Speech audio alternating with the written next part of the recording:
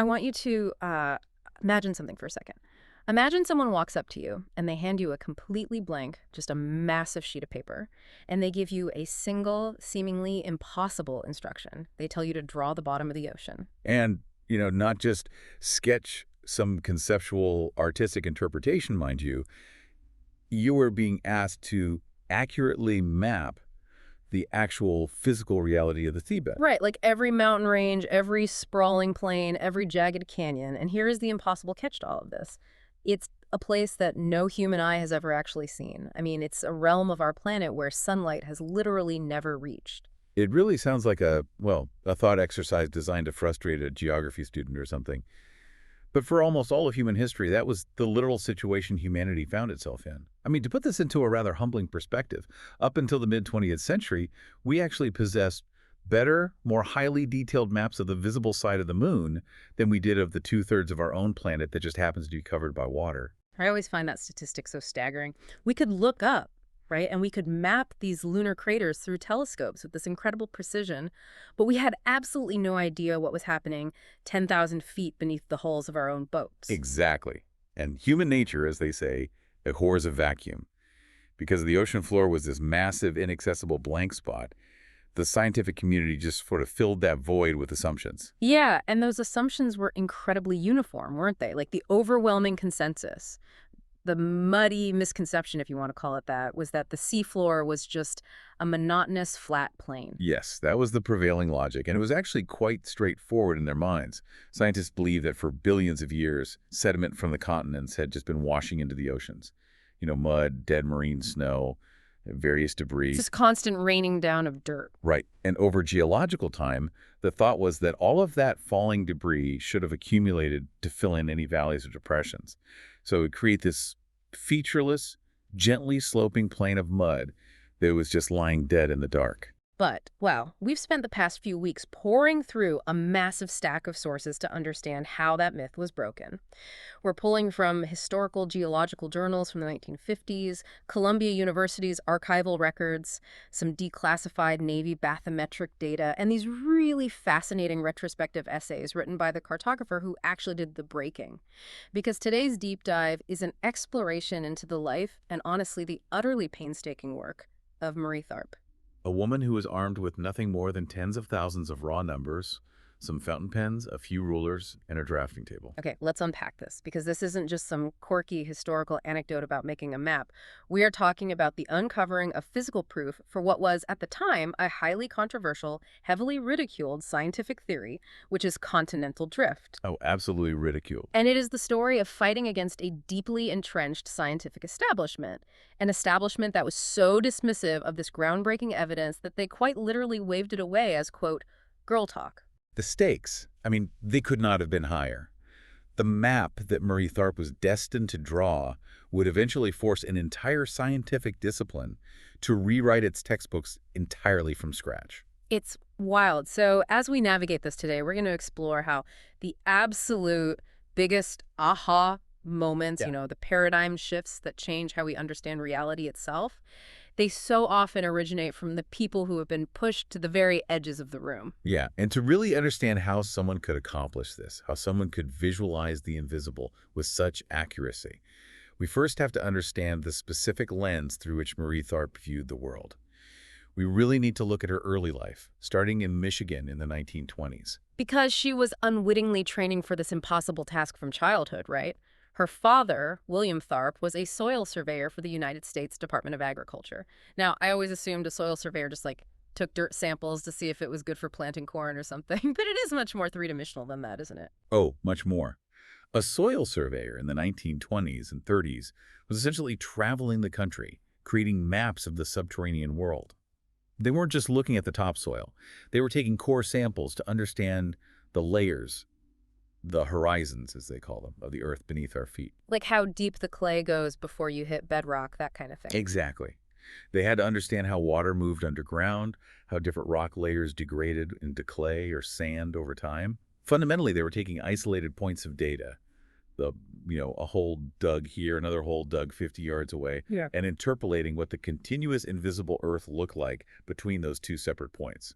And Marie didn't just stay home while he did this. She was actually out in the field with him. She was growing up actively watching him perform this physical, mathematical translation on a daily basis. Yeah, she was absorbing the meticulous craft of taking raw, disjointed subterranean data and translating it into a continuous visual picture, a picture that a farmer or a civil engineer could actually pick up and read. It's a very specific, almost spatial skill set. She was learning the mechanics of interpolation long before she probably even knew the word for it. And because of the itinerant nature of her father's work with the USDA, the family just moved constantly. I think the sources said by the time she finished high school, she had attended 17 different schools across the country. 17 schools. Yeah, that sounds incredibly isolating, but in a way, it's almost like learning the grammar of a secret language before you even learn the alphabet. Map making, and specifically the spatial reasoning required to see the unseen, was literally in her blood. She was learning how to interpret the hidden structures of the Earth long before she ever sat at a university desk. She was. But we really have to firmly ground ourselves in the historical context of the 1930s and 40s here, because the societal norms of that era dictated very, very strict boundaries regarding what a young woman was permitted to pursue professionally. Right, so the idea of her becoming a field scientist like her dad was completely off the table. Entirely off the table. Fieldwork, the very thing she had grown up watching her father do and assisting him with, was universally classified as, quote-unquote, men's work. I mean, the prevailing superstition in oceanography, for instance, was that women on ships were just bad luck. Bad luck, it's so ridiculous. It is. And beyond just superstition, institutions argued that ships and field camps simply lacked the facilities to accommodate women. So, despite this innate talent she had, when she first enrolled in college, she majored in English and music. Wow. And not due to a lack of aptitude for science, obviously, but because those were deemed acceptable, genteel fields of study for a woman at the time. This is where the narrative usually credits World War II as the great catalyst. Yeah. Like, the traditional telling is that the war changed her trajectory, because when the United States entered the conflict, the men who traditionally occupied the seats in these university science departments, well, they left for the battlefield. That is the historical mechanism, yes. Suddenly, there were these massive demographic voids in academic programs that had been historically sealed shut to women. The University of Michigan, facing the very real prospect of having to completely shut down its geology department due to a lack of students, made the pragmatic decision to open its doors to women. Just to keep the lights on and the funding flowing. Literally just for that, yes. But I want to push back on the framing here a little bit. Is it really accurate to call her career an accident of war? It feels a bit dismissive to me. Wasn't the war simply, I don't know, an economic lever that forced the university to unlock a door that she was already standing directly in front of, fully prepared to walk through? I think that is a vital distinction to make, yes. The war did not synthesize her talent out of thin air. It merely suspended the rigid societal barriers long enough for her pre-existing talent to actually be officially credentialed.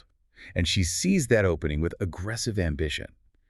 She joined a cohort at Michigan that the male professors, half-jokingly and perhaps a bit patronizingly, referred to as the geology girls. The geology girls, yeah. And she didn't just get a basic credential to help the war effort either. She earned a master's degree in geology. And then she went even further and earned a separate degree in mathematics. And that combination right there, that is the linchpin of her entire story. A master's in geology and a degree in math. I mean, even today, that is a heavy-hitting combination. In the 1940s, for a woman, it must have made her incredibly unique. It gave her a fluency in two languages that rarely overlap perfectly. Geologists, they understand the physical processes of the Earth, how rock bends, how sediment falls, how magma cools. Mathematicians, on the other hand, they understand pure data, geometry, and spatial relationships. Right. And to map an ocean you cannot see, you desperately need both of those things. You need the math to plot the data points accurately, and you need the geology to interpret what those plotted points actually represent in the physical world. Which brings us to the harsh reality of the professional world. So, armed with these dual degrees, Marie Tharp arrives in New York in 1948 looking for a job, and she finds her way to Columbia University, specifically to the newly established Lamont Geological Observatory. Yes, and the observatory was run by a man named Maurice Ewing. Ewing was a brilliant, famously intense, and notoriously demanding geophysicist. He was building this laboratory entirely dedicated to studying the oceans, and he was gathering data at an unprecedented rate. So Tharp walks into Ewing's office. He has her resume in his hands. He can see the master's in geology. He can see the mathematics degree. He knows she is highly educated. And yet he looks at her and asks one incredibly loaded question. He just says, "Can you draft?" What's fascinating here is the institutional hierarchy embedded in those three words. Yeah. Can you draft? Essentially means, can you trace lines and make things look neat on a page? Ewing was not evaluating a peer. He was looking for an assistant. The underlying assumption of the era was that the men, the real quote-unquote scientists, would do the rigorous intellectual work of theorizing and collecting data. And the women would be employed as human calculators or drafters to simply process that data and make it presentable. It's the classic relegation to the secretarial pool of science. You have a master's in geology, and you are being asked if you can neatly color inside the lines for the guys. But here is the massive, world-altering irony of this specific moment. Taking this supposedly lowly, restrictive desk job was perhaps the greatest stroke of fortune for the history of Earth science. It really was. And entirely because of the nature of the data they were working with. When you are the director of a lab or even a lead scientist out on a ship, you're often looking at the macro goals. You're managing grants, coordinating the actual expeditions, writing broad papers. You're doing the big picture stuff. Exactly. But the drafter is the only person in the building who is forced to sit in a quiet room and look in agonizing, excruciating detail at every single individual data point. Let me try a different analogy here for you, because it's not just like putting together a jigsaw puzzle. It's more like, well, imagine there is a massive, invisible sculpture in the middle of a pitch-dark room.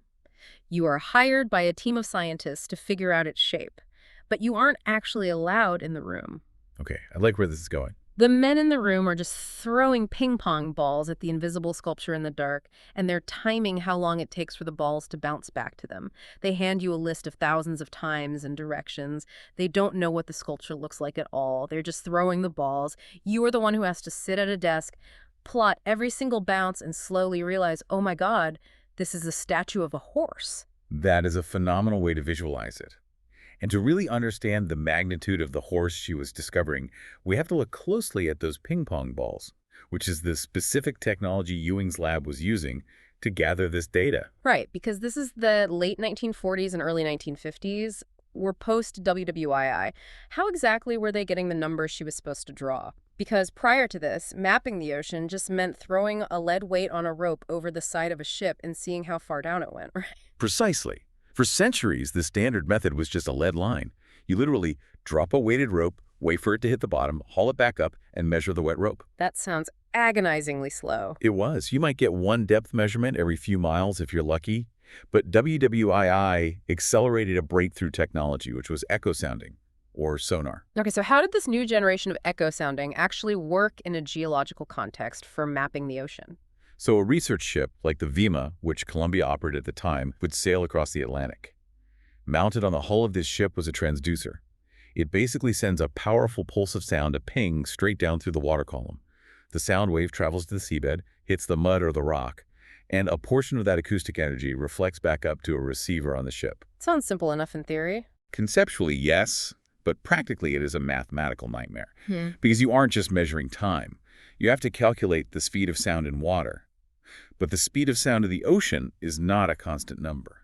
Wait, really? Why would the speed of sound change? Water is water, isn't it? Not in the ocean. It isn't. The speed of sound actually changes based on three separate variables: temperature, salinity, and pressure. Oh, wow. Yeah.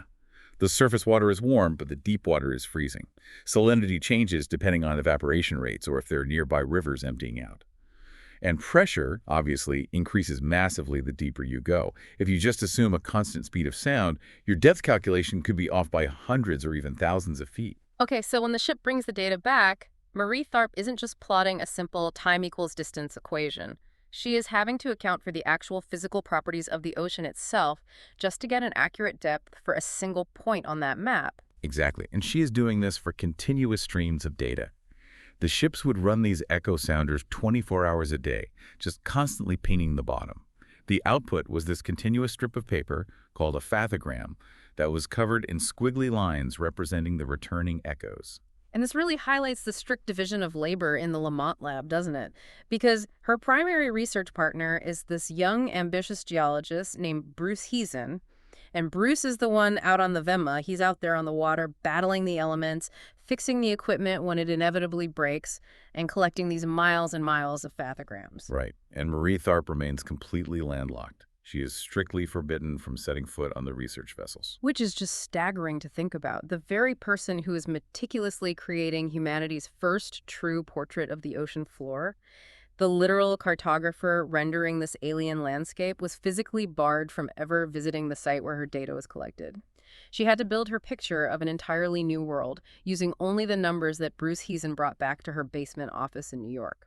Let's talk about the sheer manual labor involved in that translation, actually, because, again, it is the early 1950s. There are no computers in this lab. There is no software to render a cool 3D model for her. So what is her actual day-to-day process? Like, how do you turn a squiggly line on a piece of paper into a cohesive map of the ocean? It begins with navigation.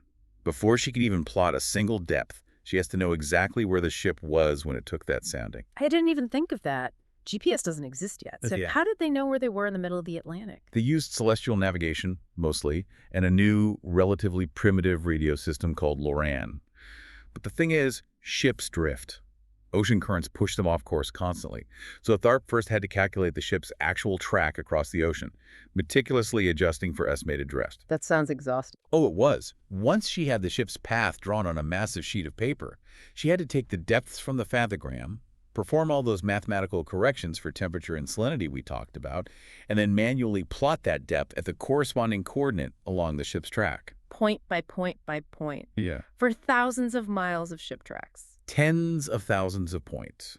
She took the data from 6 major ship crossings of the North Atlantic, and she painstakingly hand-drew 6 separate sliced cross-sections of the seabed, plotting the depth from west to east. And as she translates those columns of figures into physical lines on her paper, the long-held myth of the flat, boring seafloor is completely obliterated. The mudplane theory simply dies on her drafting table. It's gone.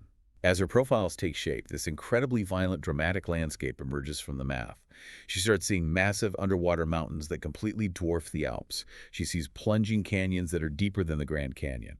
And most significantly, she begins to outline a gigantic continuous ridge, a massive underwater mountain range running directly down the middle of the entire Atlantic Ocean. Now, to be fair to historical sailors, people laying those transatlantic telegraph cables in the 1800s had vaguely suspected there was shallower water in the middle of the Atlantic.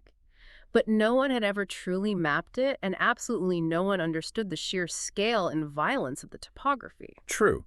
But as the dramatic landscape of the mid-Atlantic ridge reveals itself on her table, there's one specific recurring anomaly that catches her eye. And this is the anomaly that threatens to turn the entire scientific establishment upside down. Because in every single one of those 6 profiles she hand-drew, she finds the exact same thing. Right at the crest, right at the very peak of this massive mountain range, there is a deep V-shaped valley, just a huge notch. Yes, it wasn't just a glitch in one set of data. It was consistently present in all 6 profiles, spanning a vast distance from north to south. It's like finding a massive zipper running down the planet. Or think of it like the seam on a baseball, running continuously right down the spine of these underwater mountains. And because she wasn't just a drafter, because she possessed that master's degree in geology we mentioned earlier, she instantly understood the staggering implication of what she was looking at. Right, because if you find a canyon on land, you naturally assume a river carved it over time. But this is deep underwater, and it's at the very top of a mountain range. Water isn't eroding the peak of a submerged mountain to create a V-shape. So what does that notch actually mean mechanically? In geology, when you see a continuous cleft, a rift valley, of this specific morphology running down a mountain range, it is a hallmark of extensional tectonics. Extensional meaning pulling apart. Exactly. It looks remarkably similar to the Great Rift Valley in East Africa, for instance. A crack this large and continuous means that the Earth's crust in that location is literally under immense tension. It is being stretched. It is tearing apart. And as the two sides pull away from each other, the block of ground between them fractures and drops down, which creates that distinct V shape. Oh, I see. Furthermore, the physics imply that new crust, in the form of magma, must be welling up from deep inside the Earth to fill the void and push those two sides further away from each other. So the seafloor is actively spreading apart. New Earth is literally being born in the middle of the ocean, pushing the old Earth outward. Yes, that's exactly it. If we connect this to the bigger picture, this is the physical smoking gun evidence for continental drift. It is. It absolutely is. And we absolutely must pause here to understand just how radioactive, how professionally dangerous the idea of continental drift was at this specific moment in history. Let's get into that. Because today, every kid learns about Pangea in elementary school, right? You look at a map, it seems obvious. But in the early 1950s, this was heresy, wasn't it? It was absolute heresy. Yeah. Decades earlier in 1912, a German meteorologist named Alfred Wegener had formally proposed the theory of continental drift. He looked at a map, noticed that South America and Africa looked like puzzle pieces, found similar fossils on both continents, and suggested they had once been joined together and had slowly drifted apart.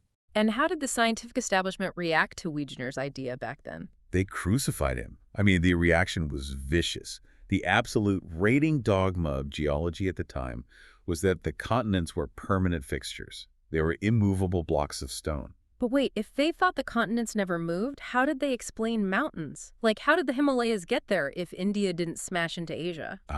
They relied on a concept called the shrinking Earth theory, or sometimes called geosyncline theory. The idea is that the Earth had started as a molten ball and had been slowly cooling over billions of years. As it cooled, it shrank. And just like a fresh apple, slowly drying out and wrinkling as it shrinks, the Earth's crust wrinkled. Those wrinkles were the mountain ranges. Oh, wow. So mountains were just thermal wrinkles to them. I mean, that actually has a sort of elegant, if totally wrong, logic to it. It was the accepted mathematical model. Wegener's problem was that while he had circumstantial evidence of the puzzle pieces, the fossils, he lacked a mechanism. He couldn't explain how massive continents could plow through the solid rock of the ocean floor. Physicists calculated the forces required and said it was impossible. Therefore, the mere suggestion that landmasses could wander was considered absolute crankery. If you brought it up at a serious geological conference in the 1940s or 50s, you were treated as a fringe lunatic. You would lose your funding. You would destroy your reputation. So put yourself in Marie Tharp's shoes for a moment. Imagine the psychological weight of this discovery. She is a marginalized assistant. She is a woman operating in a deeply sexist, hierarchical environment, hired specifically not to think.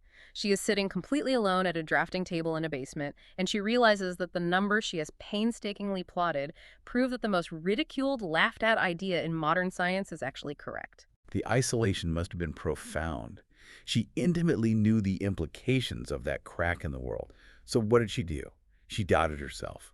She chucked her work. She rechecked it. She recalculated the temperature and salinity variables. She crunched these massive columns of numbers again and again for weeks, operating under the safest assumption, which was that she must have made a mathematical error somewhere. Because if she hasn't made a mistake, then the entirety of the global geological establishment is wrong. But every single time she runs the numbers, the crack is still there. The V shape refuses to disappear. It's undeniable in the data. So she finally gathers her courage and she brings this paradigm-shifting map to her partner, Bruce Heezen. And Heezen's reaction is infamous. It perfectly encapsulates the biases of the era, both scientific and social. He looks at her maps, he looks at the deep V-shaped valley she has found running down the spine of the Atlantic, and he groans. Because he is a trained geologist too, he sees exactly where this topographical data leads. It leads straight to seafloor spreading, which leads straight to continental drift. A theory which he vehemently rejects, by the way, because he was trained by the same establishment that mocked it. So how does he handle this evidence? Does he question her math? Does he ask to see the fathograms? No. He dismisses her painstaking, mathematically sound work with two incredibly demeaning words. He literally calls it girl talk. What's fascinating and honestly deeply revealing here is the anatomy of that specific dismissal. When he said girl talk, it was not a scientific disagreement. He didn't say, let's review your interpolation methodology or let's test this against the drift data. It was a total dismissal based entirely on her identity. Precisely. It was a blatant attempt to wave away hard physical evidence simply because it challenged a male-dominated consensus and because it was brought forward by a woman. He felt completely justified in ignoring the data because of the gender of the person holding the pen. Her data was inconvenient, so he categorized it as gossip. And to add insult to injury, to protect the Lamont lab's reputation from the taint of this crankery, he ordered her to throw out all her work, ignore the V-shape, and redo the maps completely from scratch. Here's where it gets really interesting, though, because it's her reaction to this moment that defines her greatness. She is told her brilliant, meticulously calculated discovery is just girl talk. She doesn't throw a fit, she doesn't scream at him, she doesn't quit the lab in protest, which many people would have. She quietly, stubbornly goes back to her desk, and she redoes all of the work from scratch, exactly as he demanded. It speaks to an incredible internal confidence. She didn't need to argue with him because she trusted her mathematics over his institutional bias. She knew that if she plotted the numbers honestly a second time, the Earth wasn't going to magically change its physical shape just to soothe Bruce Heezen's ego. The data was the data. So she redraws the whole thing. And surprise, surprise, the crack is still there. But this is where serendipity steps in. Because Heezen happened to be working on a completely separate, seemingly unrelated project at the time, right? Yes. Alongside the bathymetric depth soundings, Heezen was running a project mapping the locations of undersea earthquakes across the ocean. They were utilizing a global network of seismographs to track exactly where the epicenters of deep-sea tremors were occurring. So you have two completely isolated data sets in the exact same building. Marie Tharp is mapping the physical, topographical shape of the mountains, and someone else in the lab is mapping the seismic activity of the Earth. And then comes the epiphany. Someone in the lab, and historical accounts vary on exactly who initiated this, takes the map of the earthquake epicenters, which is drawn on a large sheet of translucent tracing paper, and they lay it directly over Marie Tharp's topographical map of the Mid-Atlantic Ridge. And when they overlay those two maps, it's a perfect undeniable match. The locations of the earthquakes trace a line straight down the middle of the ocean floor, perfectly tracking right through the center of Marie Tharp's V-shaped rift valley. This was the crucial turning point. Because as a scientist clinging to dogma, you can let your bias dismiss a woman's interpretation of a single data set as girl talk. You can argue the echo sounders were faulty or the math was wrong. But you absolutely cannot dismiss two completely independent data sets, acoustic depth soundings taken by a ship, and seismic earthquake data collected by global seismographs when they independently point to the exact same continuous anomaly on a map. The statistical impossibility of that being a coincidence is just zero. It forced him to accept reality. The Earth was cracking open, and the cracking was causing the earthquakes. It broke his resistance entirely. And once they accepted the reality of the rift in the North Atlantic, they began to look further. They began plotting data from the South Atlantic, the Indian Ocean, the Pacific, and they found this same pattern everywhere. This continuous mountain range, with a central torn rift valley wrapped around the entire globe like the seams on a baseball. It was tens of thousands of miles long. It was, and is, the single largest geographic feature on planet Earth. And before Marie Tharp drew it, humanity had no idea it existed. Okay, so Heezen is finally on board. They have this incredible map. They publish their initial findings. But the wider scientific establishment, the old guard, they are still fiercely skeptical. They are clinging to their shrinking Earth theory. And this brings us to one of the most cinematic moments in the story. Because the most famous ocean explorer alive at the time decides he is going to publicly debunk this ridiculous map. Enter Jacques Cousteau. Jacques Cousteau, the man with the red beanie who basically brought the underwater world into people's living rooms. He hears about this alleged massive crack in the ocean floor, and he simply does not believe it. He thinks it's mathematical fantasy. So he sets out on an expedition specifically to prove Marie Tharp wrong. Cousteau's mission was very straightforward, and it was enabled by new technology. He took his research ship out into the Atlantic, and he was towing a specialized piece of equipment. It was an underwater movie camera equipped with a powerful strobe light developed by MIT's Harold Edgerton. His plan was to steer his ship directly over the precise coordinates where Tharp's map claimed this great rift valley was located, lower the camera down into the crushing pressure, and film the bottom. He is fully expecting the footage to show a flat, ordinary, muddy seabed. He wants to get it on tape to say to the world, look, I went to your coordinates, there is no giant crack, the Columbia map is a delusion. But as his ship crosses the ridge and the camera is lowered into the abyss, the footage they capture is a moment of absolute, irrefutable visual vindication. The camera reveals a massive, plunging, deep, rocky valley splitting the underwater mountains perfectly in two. It is exactly where Marie Tharp had drawn it, exactly where her math said it would be. I just love imagining the atmosphere on that ship. The crew is supposedly so shocked by what they are seeing on the monitor that they actually turn the entire ship around to cross the rift again and film it a second time, just to be absolutely sure they aren't hallucinating. The impact of that footage cannot be overstated. In 1959, there was a massive international oceanographic congress held in New York. The world's leading Earth scientists were in attendance. Cousteau brings his film and screens it in a massive auditorium. Imagine the energy in that room. The audience literally gasps as the rocky cliffs of the Rift Valley appear on the screen.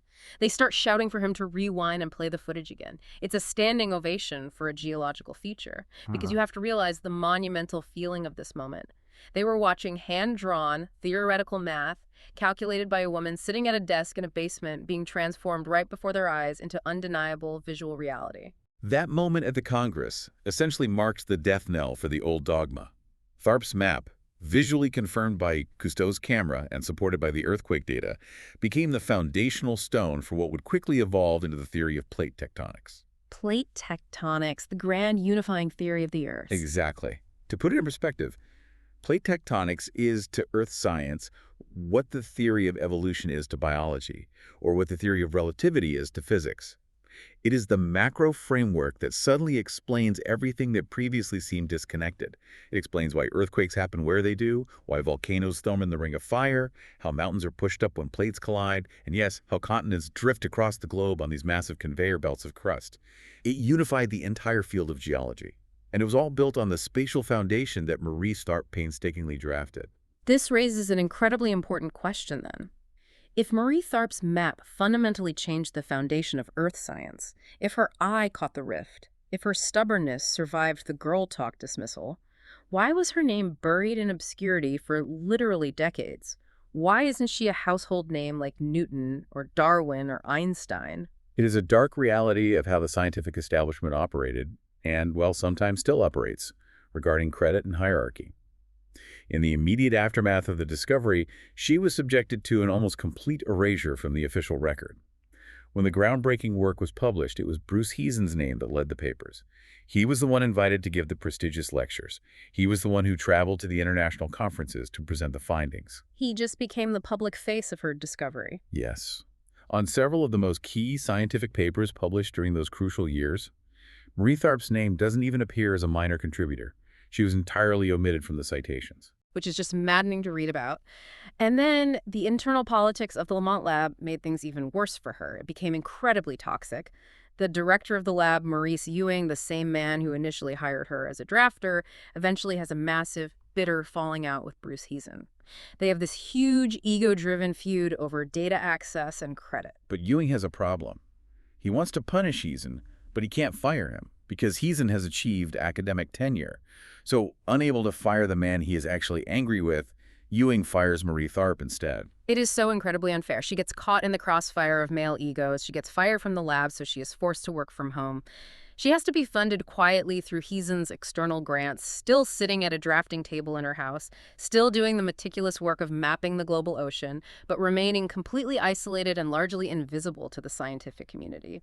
This raises an important question about historical narratives, though. And I think we need to be careful not to oversimplify the history into a pure melodrama here.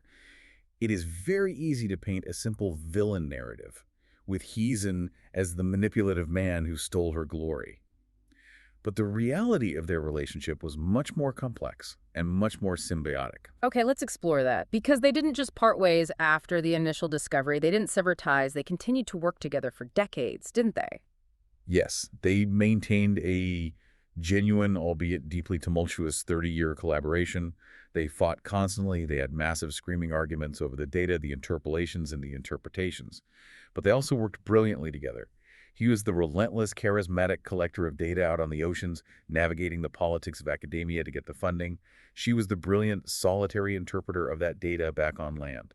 They were a necessary binary for this discovery. Without his data, she has nothing to map. Without her map, his data is just a pile of numbers. And when you look at Tharp's own later reflections on this period, it complicates things further.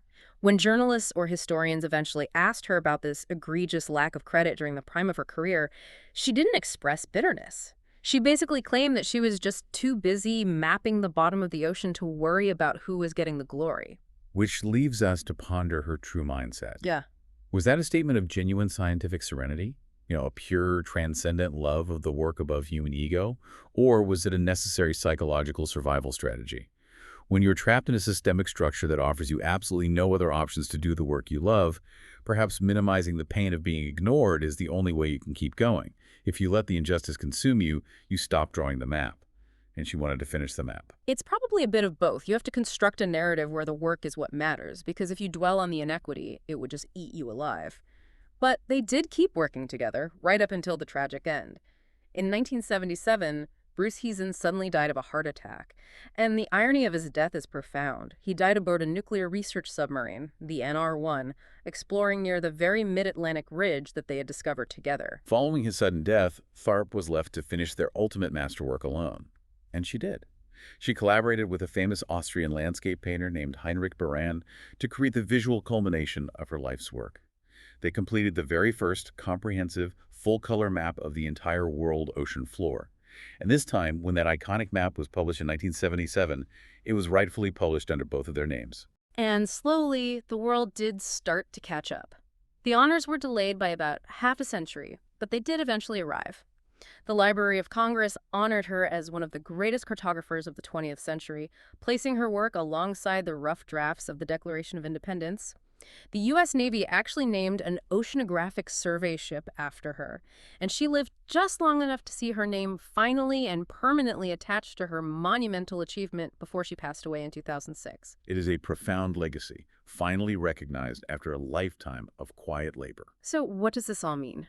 When we look back at the entirety of Marie Tharp's life, there are really two ways to tell this story. The easy narrative is the one we just discussed. A brilliant woman is robbed of credit by a sexist establishment, hidden away in a basement, and vindicated way too late. And yes, that is factually true. Hearing a peer dismiss earth-shattering evidence as girl talk should make every single one of us wince. It is historical injustice. But if we just stop there, if we only focus on the victimhood, I think we miss the profound, almost paradoxical magic of her situation. We do. Because if we synthesize the mechanics of her discovery with the social constraints she faced, the core philosophical takeaway is really about the unexpected subversive freedom of being underestimated. Yes. Think about the men on those ships. They had the prestige, they had the access to the ocean, they had the funding, but they were also deeply professionally invested in the theories they already believed. They were bound by the reigning dogma of the scientific establishment. Their careers depended on not sounding like a crank. Exactly.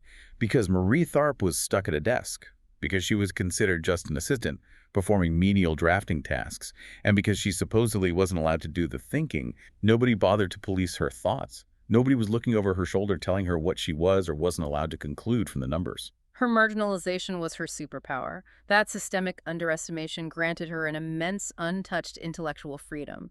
She could follow that V-shaped crack in the seafloor wherever it mathematically led, even if it led straight to an idea that all the important people in the building had decided to laugh at. It highlights a vital, recurring truth about human progress. Groundbreaking truths, the real paradigm shifts that alter our understanding of the universe. They almost never come from the center of prestige. They rarely come from the people with the most comfortable chairs in the biggest institutions, because those people have too much to lose by being wrong. Discoveries come from the edges. They come from the patient, deeply unglamorous work of someone who simply wasn't considered important enough to be taught what was impossible. And that is exactly what I want you to take away from this deep dive.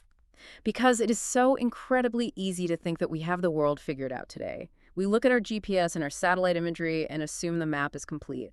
But I promise you, we still have a seafloor's worth of things that we are absolutely certain we understand right now, but that we are likely completely wrong about. History is a continuous, humbling process of realizing how little we previously knew. So I want to leave you with a lingering question to explore in your own life, your own industry, your own circles. Who in your world right now is sitting patiently with the data? Who is seeing a crack in the system that everyone else has confidently decided not to look at?